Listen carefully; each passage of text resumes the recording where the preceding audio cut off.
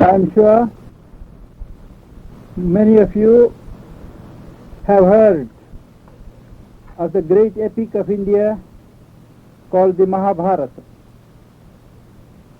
It concerns the legendary fight between the hosts of light, justice and truth, and the hosts of darkness, injustice and falsehood. These principles, striving for supremacy, are embodied in the two hosts of princes, the Kurus and the Pandavas. The destiny lies symbolically in the hands of an emperor who is blind. During the course of the pourparlers, before the actual war breaks out, there is an emissary from the camp of the Pandavas to the emperor. The king has taken an obviously untenable position, and the emissary tells him point blank at night, when he has arrived, that what he has to say, it will be told in the public the next day. The king is perturbed, calls his own counselor, his minister, and asks him to say some soothing word. The minister, Vidura is his name, embodied knowledge. He tells him, no word that a human mouth could give would soothe him, but to answer his questions, to meet his difficulties, he would summon a divine sage, Sanat Sujata. And the narration goes on. The minister concentrated in yoga and invoked the presence of the divine sage. And the first question that the king asked, is death there or death is not? The answer of Sanat Sujata Rishi was, death is and death is not. And what is death? Death, he declares, death is heedlessness, inattention, not to be aware, that is death. When you are not aware, when you are not heedful, you fall from your true nature, that is death. When you are aware, you pick up, you are rising above death. How to be aware? Of what to be aware? To be aware of your divine nature, of the divine truth behind all things. How is that knowledge to be got? How is one to remember and realize one's own true nature, true reality? The sage replies, there are 4 indispensable steps. Knowledge. Knowledge of what you want to know, realize. The teacher who has to communicate the knowledge. The zeal and the practice, effort, personal effort to realize this knowledge that has been communicated. And time, the instrumentality of time. These are the four essential ingredients of spiritual adventure. Sri Aurobindo recalls this passage in his small but significant book, The Yoga and Its Object.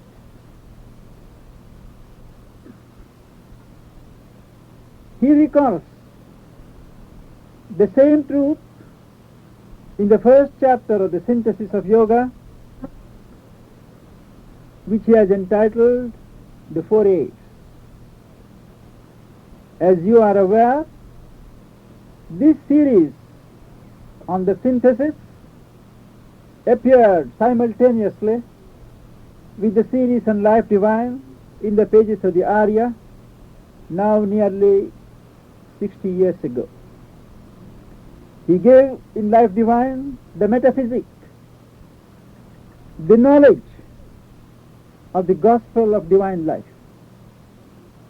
But he was not content with giving the knowledge.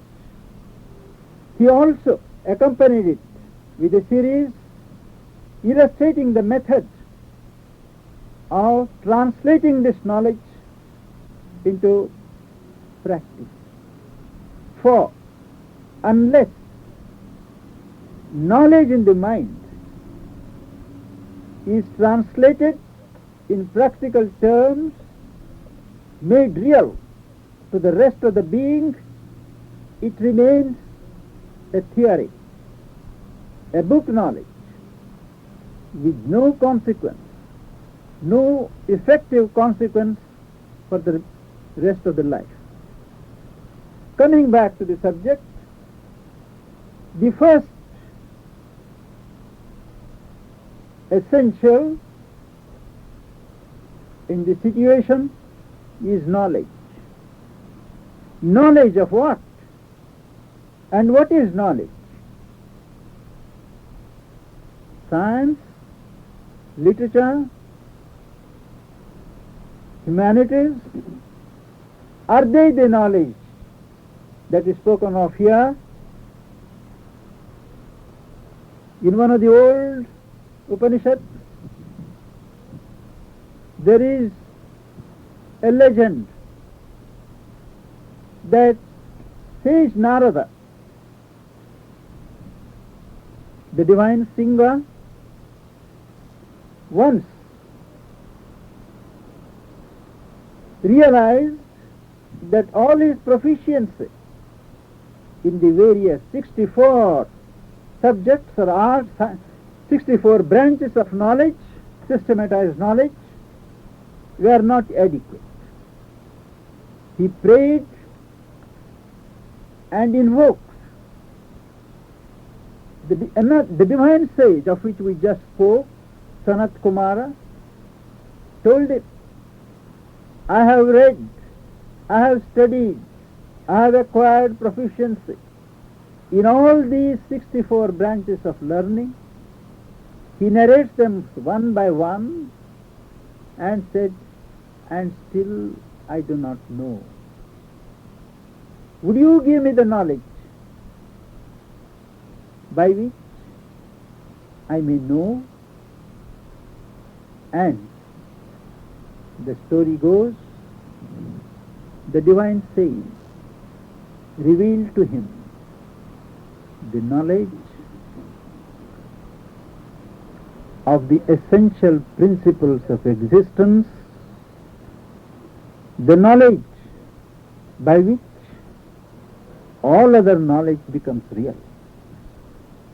In another Upanishad, there is a clear distinction made between the lower knowledge and the higher knowledge. The lower knowledge covers the field covered by most of our sciences and arts. It relates not to the fundamentals of things, but to the processes. All our sciences, all our arts relate to the process to the way in which things go, things move, things develop. But what the things are, that is not taken up. The Upanishad declares that knowledge which gives you, which gets you to know the fundamental reality of things, the basis of things, by knowing which all is known, yasmin vijnate sarvamidam vijnatam bhavati. That is paravidya, that is high knowledge.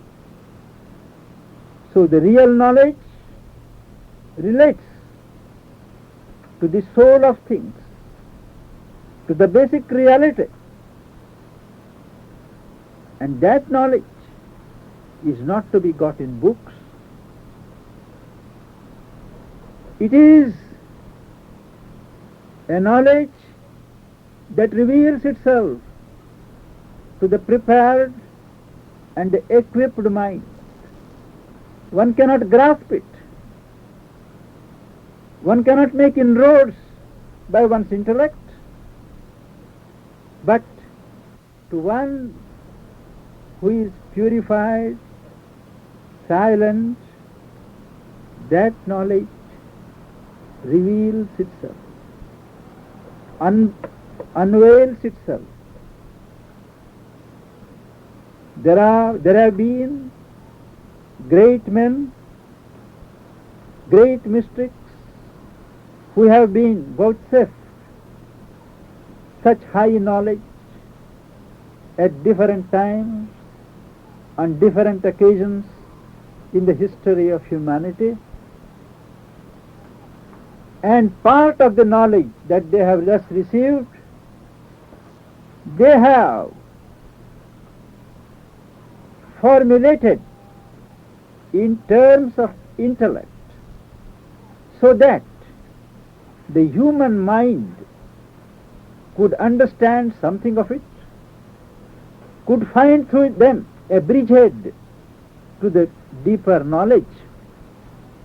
And this formulation of the supreme transcendent knowledge in terms of the human intellect, in human language, is called in India the Shastra, the authentic scripture, the authentic word.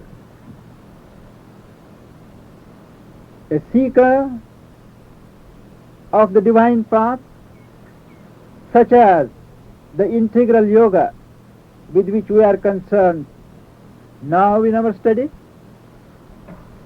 has first to know something of this knowledge. What is the basic knowledge that supports and bases this line of yoga? Is it one textbook, one scripture like the Veda, like the Gita, like the Bible? There are so many. Indeed, each one contains a particular presentation of the higher truth suited to the mentality of the age and the persons, that section of humanity to which it was addressed. So the seeker of integral yoga does not confine himself to one scripture, to one text. He sees, he studies knowledge, this knowledge of the reality of God, of nature, of himself. Wherever it is found, wherever it appeals to him, he delves into it, familiarizes himself with the main concepts, with the main fundamentals. This is one aspect from the human approach. A deeper aspect of the situation is that all this knowledge that can be gathered through books is partial. It does not exhaust the whole of knowledge. There is within each one a seed of knowledge. There is embedded in man a spark of divinity, and along with the spark of divinity there is also the seed of knowledge of that divinity. It is the function of the Shastra, of the scripture, to awaken the heart of the individual, to direct the mind of the individual to that center of knowledge in him which is lying veiled behind curtains and curtains of ignorance. The individual has to purify himself, to concentrate, to invoke the inner knowledge to reveal itself. All his understanding, all his study of the written word is a preparation. The written word is a door opening on the word unspoken. Only a small fraction of the totality of knowledge finds expression in verbal terms. This acquired or an entry made in the realm of knowledge, and the individual equipped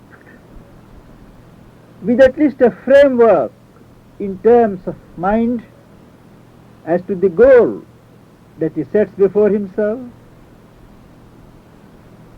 the long leeway that is still to be made, the preparation that he has to do. The next step is to find the teacher. In all spiritual traditions, the teacher, the guru, as we call in India, occupies a pivotal place. The teacher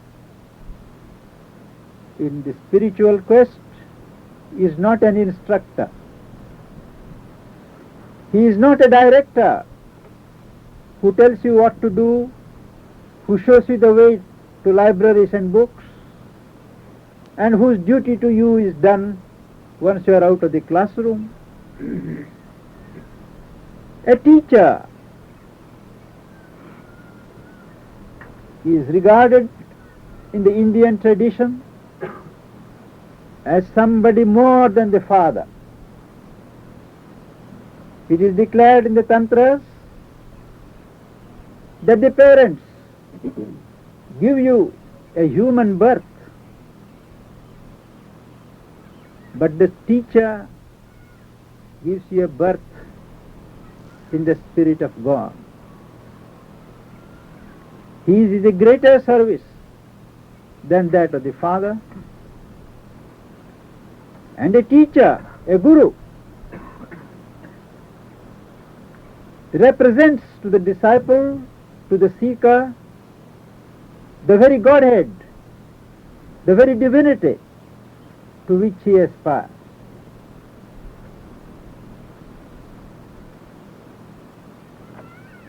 Whatever may be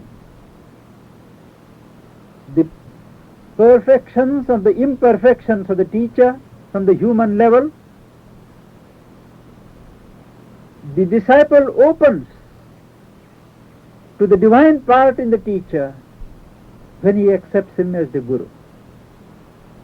He is not fascinated by the human side. He is not attracted or bound to the human side. It is something divine in the teacher, something with which the soul of the disciple has affinity that attracts him.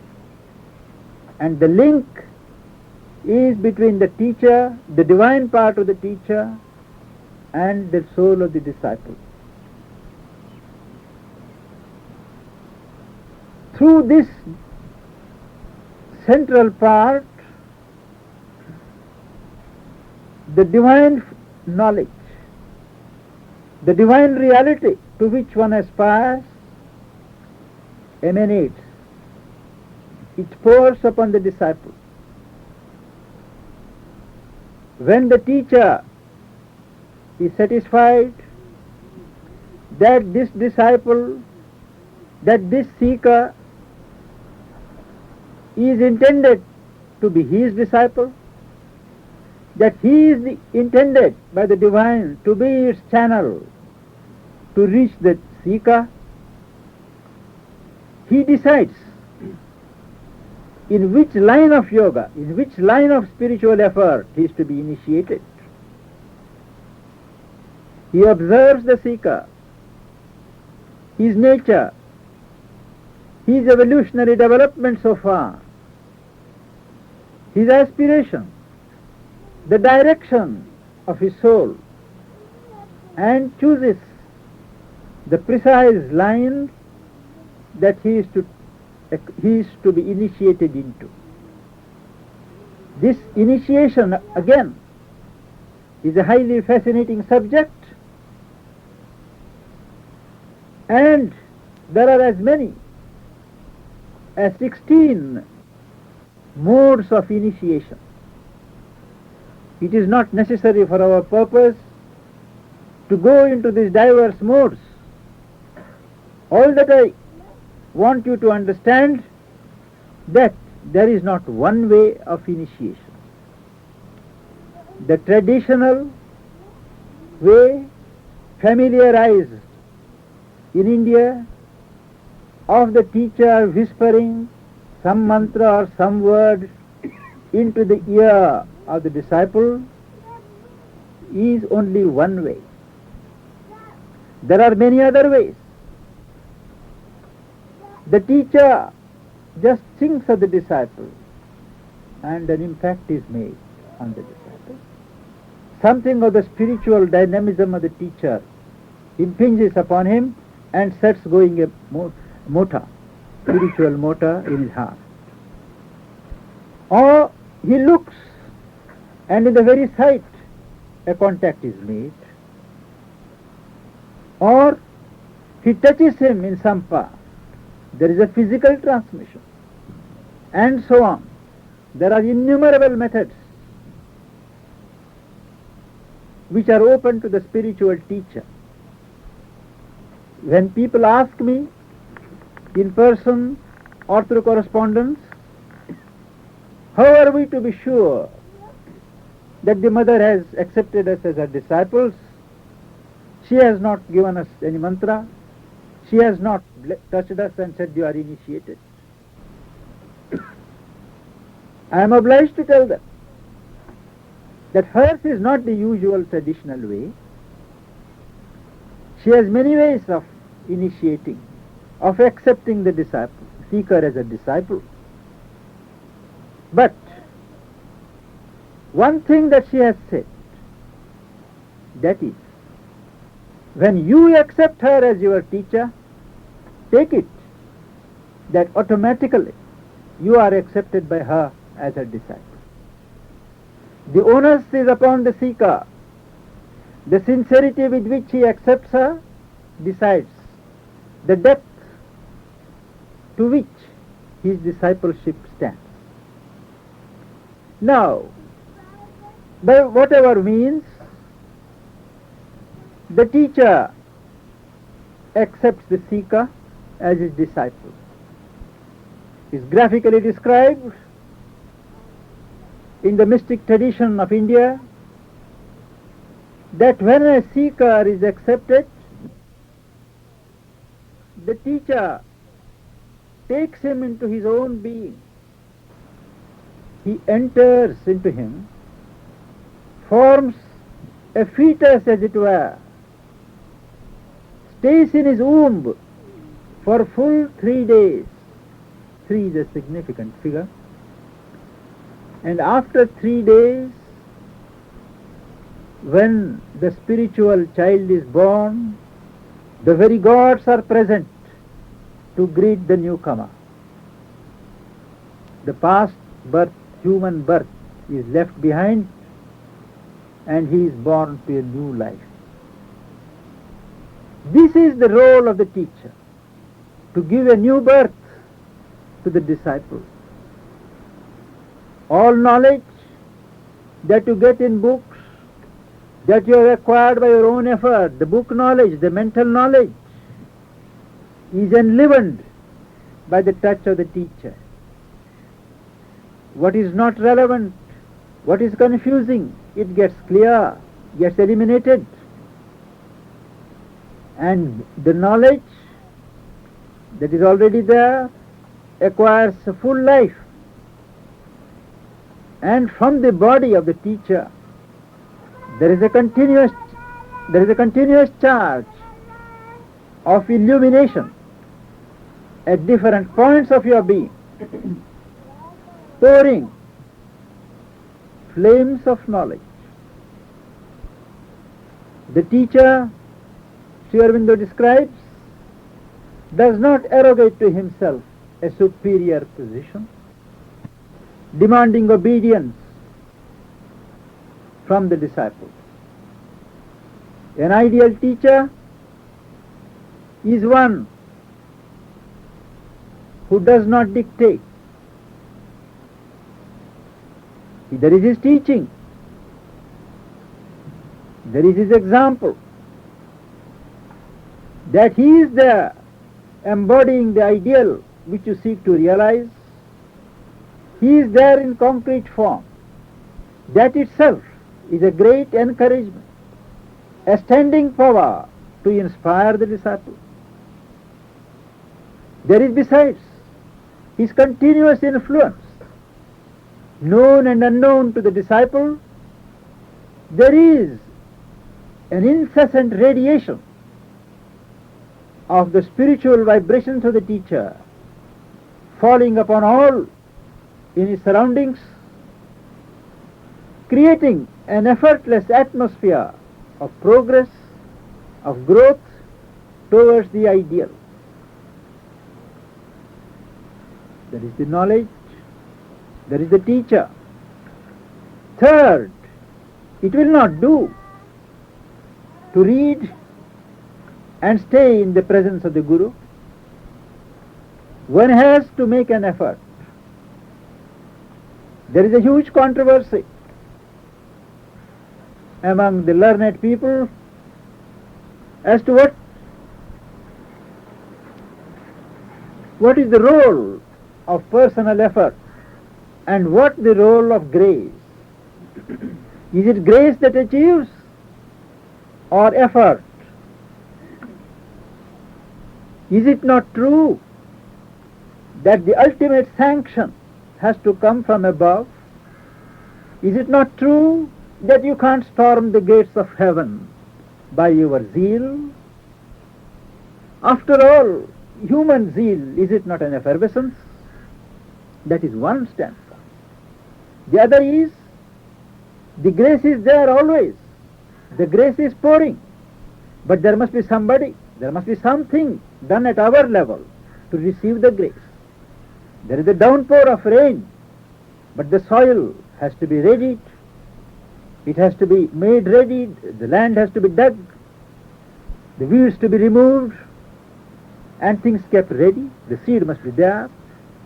So, from the human side, the preparation is indispensable. This controversy is never solved satisfactorily at the academic level, because they make the mistake of looking upon effort and grace as two contradictory, two unconnected truths.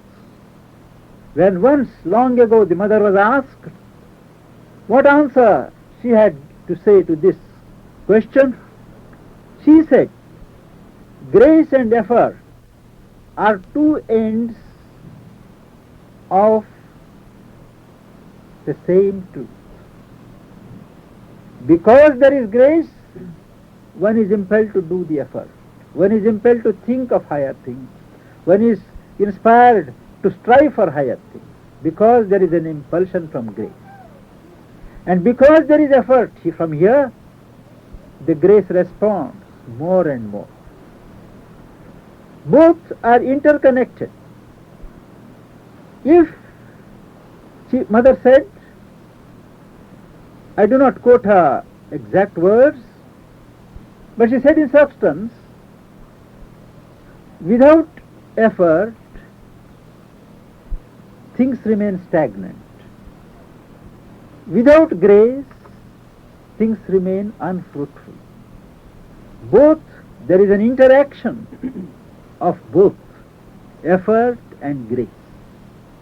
And what is the effort that man is called upon to put in? It is the effort of aspiration.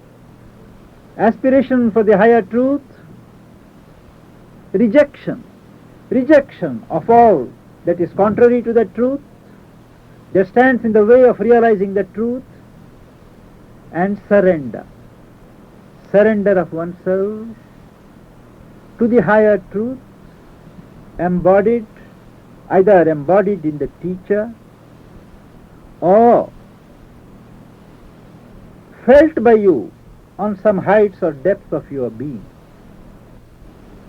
It is a surrender to a divine power, whether in human form or not. This triple labor of aspiration, rejection, and surrender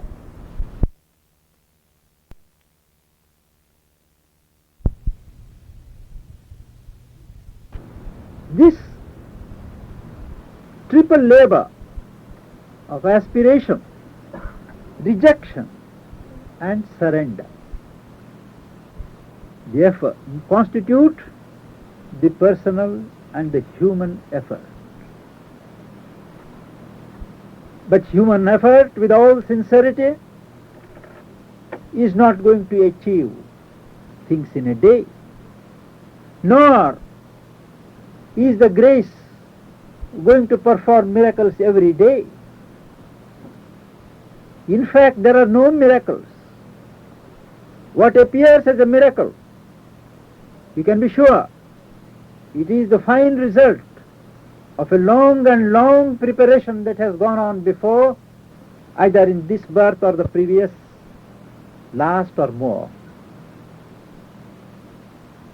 There is the instrumentality of time.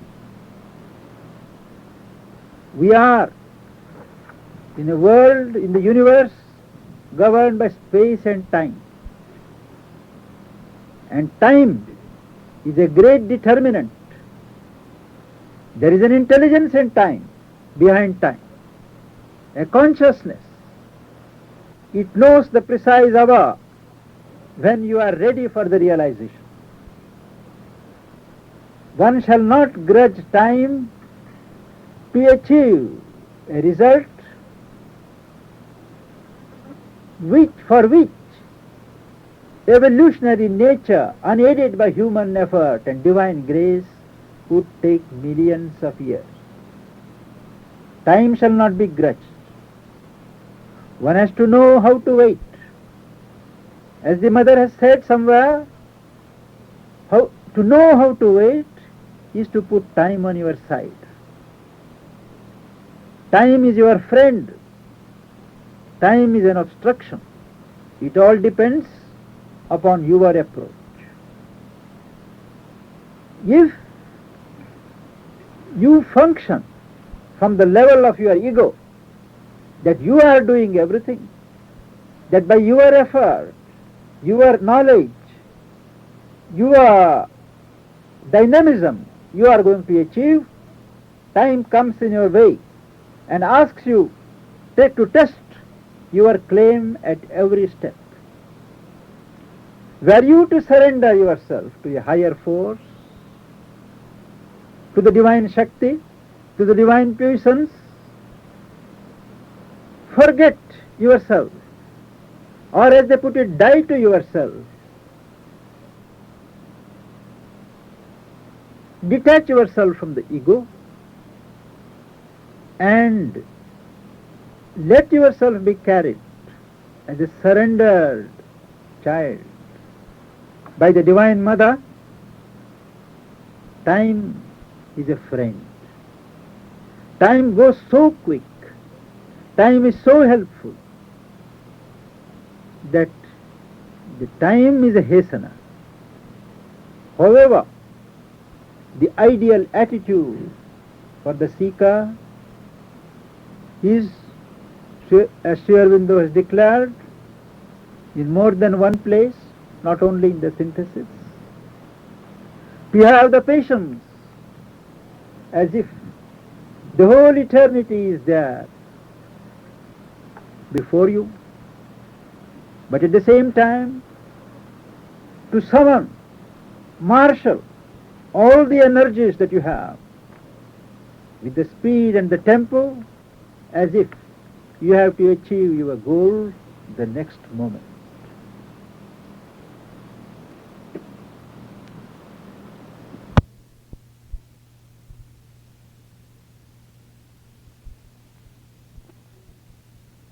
Can be formulated this way.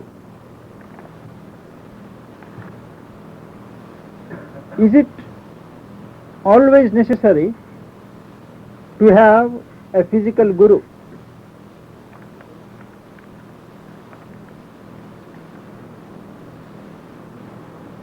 I would answer that when it concerns a living teaching, a teaching that is fresh, when the teacher is alive physically, or his influence and force are still dynamic on earth, one can always start by reading his books, by reading his word. It is only if one does not follow, does not correctly understand the message, the directions in the book, that a physical guru is advisable. The books of Sri Aurobindo and the Mother do not normally need the intercession of a physical guru. They are so framed, the knowledge is so laid out, that the influence of the teacher is there in every word. It is going to be like that for a long time. If you accept this book, Synthesis of Yoga, as your teacher, you automatically accept Sri Aurobindo as your teacher. That particular case which is spoken of, there is obviously a misreading and a misapplication. I have on my table a remarkable letter written by a gentleman from America, from the States. He has never come here. He read some books received from Calcutta. I think they are tomes, letters, and decided that he should practice this yoga. Things started happening. He has written a letter to somebody in Calcutta who could not answer, could not make out. So that letter happened to be sent to me. Now that gentleman, I am just illustrating it, what power a living word has. The gentleman has not read all the books of Sri Aurobindo or the Mother. He does not, I don't think he even knows the existence of the Mother here. Seems to be a businessman. He read the books and he said he sat down and started concentrating on the divine as love. he excluded every other idea from his mind. For half an hour or so every day, he would think of the divine as love. Strangely, things started happening. He said, from the center of his heart, there was a continuous unrolling of waves of love. They started embracing all around, the whole universe. They started going up. But it required certain application, concentration and devoting certain time, which obviously he could not spare. So he thought that was not his way. Then he thought the way of mind, the way of knowledge could be his. He read those relevant portions and started gathering his consciousness in the mind. Here too things started. He felt his consciousness separating itself from the mind, going up and up. He says there were pillars of light. Things were pouring down. He felt a thrill, a continuous sense of delight. And when things were going this way, he felt he was being inundated and he would be lost. He got afraid and he kept the book. He stopped the experience and he said, am I doing the right thing? What am I to do if I die in this? Now, this sort of thing can only happen. It is the right moment. The gentleman has mistaken things. He was on the verge of a capital experience when the fear has come in. And this fear of death, of loss, is really the fear of the ego. This has happened many times here in the ashram. Sri Aurobindo himself has spoken it in his conversations. He said one gentleman came to him in the evening when he was sitting, long before he retired, and he said, I want to meditate. Thoughts disturb me, but thoughts should not disturb me. Sri Aurobindo said, very well, sit down, and asked him to close his eyes. Things started happening again. Mind became blank, quiet. There was a rock of peace settling in. No movement. Suddenly the man shouted, I am dying. And Sri Aurobindo says, I was not patient in those days and I had to let him lose that remarkable experience. Now this shows that there is a dynamic power in these books which one can follow. He has not read fully. That is why he let go that experience. Of course, I have written to him explaining matters that he should not be afraid. He should let himself be carried by the divine force that is claiming him. So it is not always necessary to accept a physical guru unless one feels one's limitations to grasp and to follow.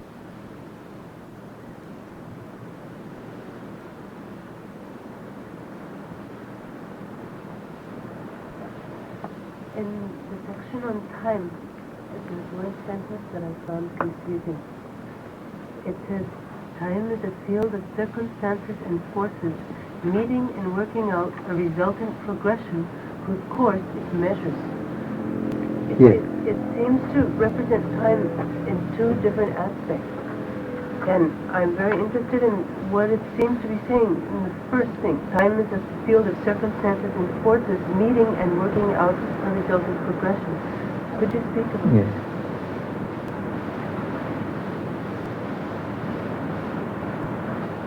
This earth, which is the field of manifestation, is really a field of the clash, the friction, and the working out of innumerable possibilities that have been released into action. Manifestation means there are a million possibilities in the bosom of the infinite. All of them are released They clash. Each one tries to realize itself as if it alone exists. And out of this clash of possibilities, working together at certain junctures of certain possibilities, the result emerges. That is why one can never predict on earth that a particular result will happen at a particular time. Because the working of various possibilities, possibilities that are not patent but that are latent, is always there. And time is the background across which all these possibilities are turning, revolving, clashing and working out some result.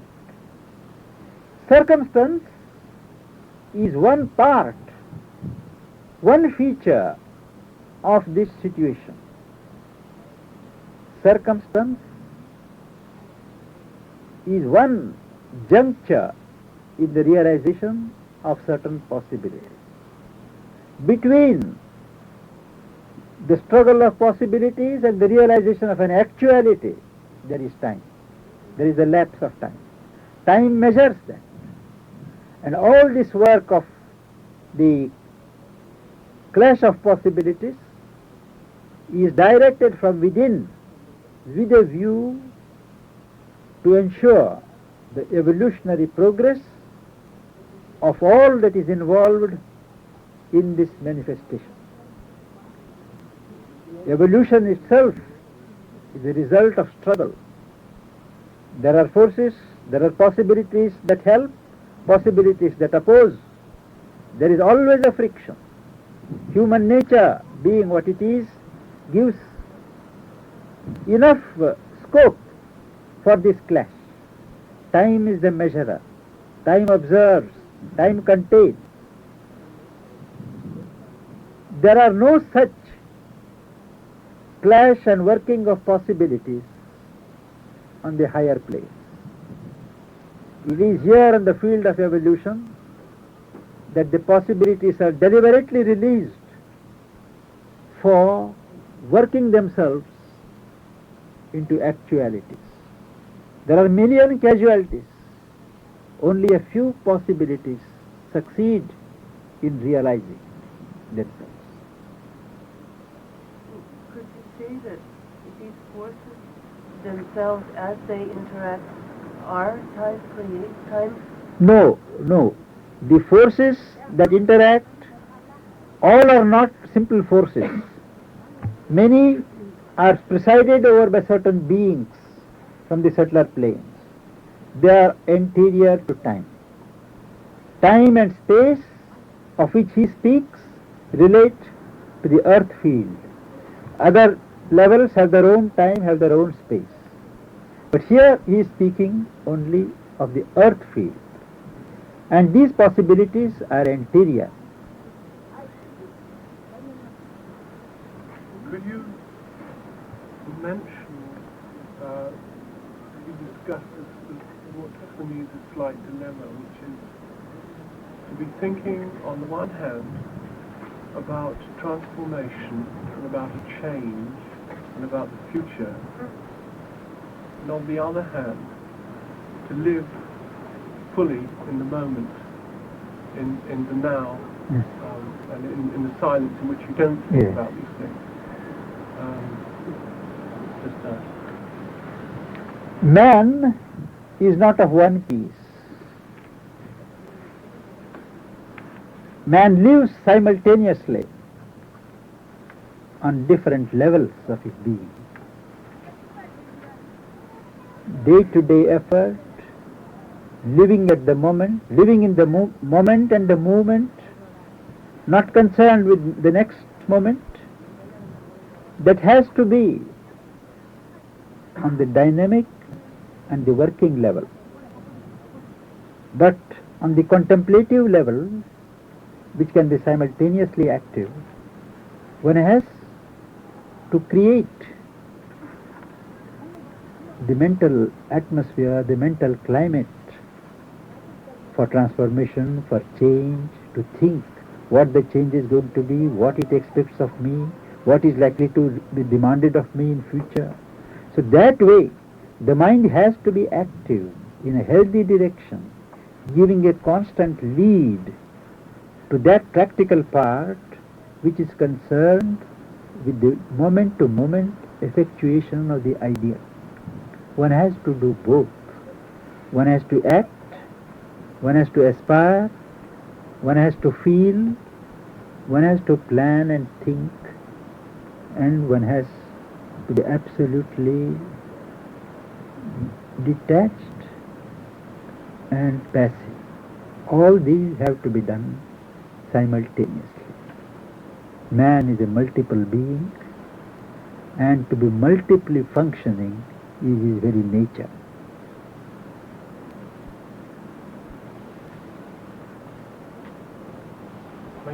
What I find is that if I start thinking about transformation or about the future, then those rare moments of silence in which you really sort of get into the moment, they just dissolve, and suddenly you realise that you may be worrying about some change that's going to happen, or anticipating it, or hoping for it, and anxiety gets created. There is a question of striking a balance, keeping a balance between the different activities. Particular question that you propose, it is not really in the human hands to effect the transformation. The transformation of human nature is to be achieved by a force and a power greater than the human. What is demanded of man is an utter, unquestioning receptivity. Your responsibility ceases the moment you are truly surrendered. It is not your problem whether the transformation is going to be today or tomorrow or not at all at this moment. It is in greater hands than ours. They know the time, they know the hour. We shall not be found wanting when the moment comes. Our vision, our effort should be confined to keep ourselves ready, to keep the mind clarified, clear, no confusion, know exactly what transformation means, what it expects of you, and do it. To do anything beyond that is an indulgence in mental acrobatics.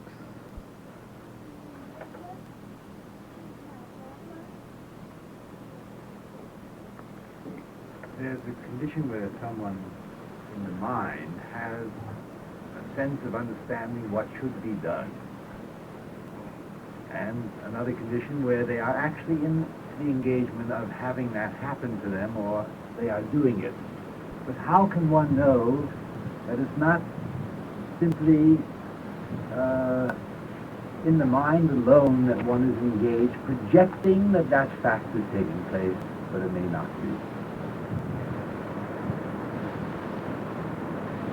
It is a ticklish problem because the person who sees it on the mind, on the mental level, has the conviction that it is the way. But whether another mind may not see it in another way, and what is the right way, that has to be tested empirically.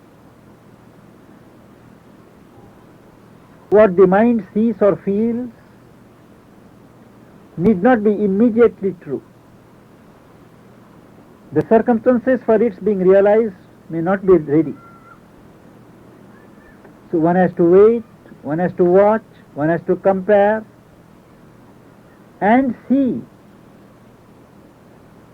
if that sense of certitude which springs from the heart backs up the mental vision.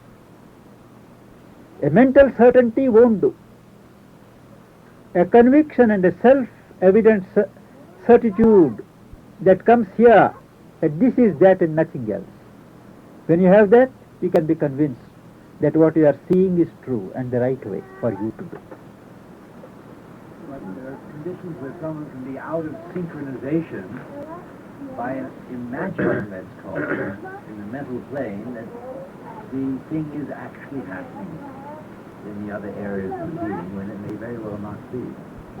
How to escape that from just leaving it on the mental plane? I understand.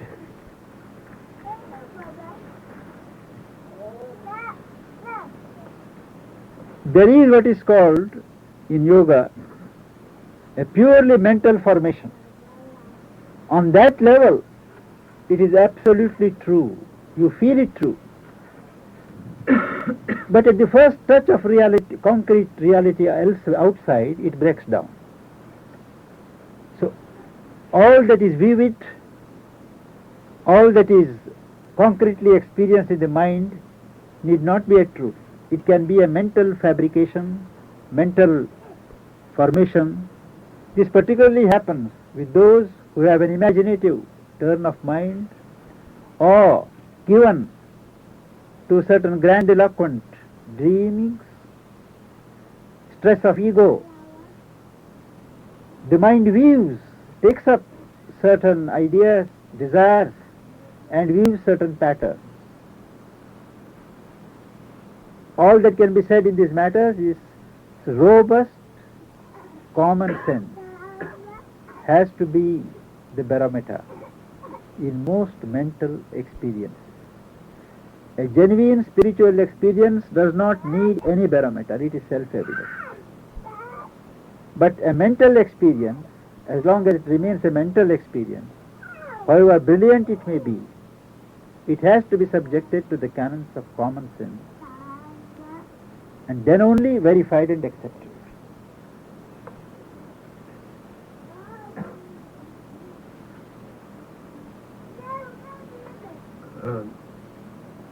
When one discovers the inner certitude you spoke of, this inner authority, should one still obey any external authority, like books, for instance? If one can be sure that it is not a mental formation, that it is not an egoistic projection, but if that is the voice of the inner true soul, that should be given more precedence over the written word. If you are fortunate to have a teacher, to have a guru, such matters are to be referred to the guru and the guidance sought. But a written word can never be the final thing.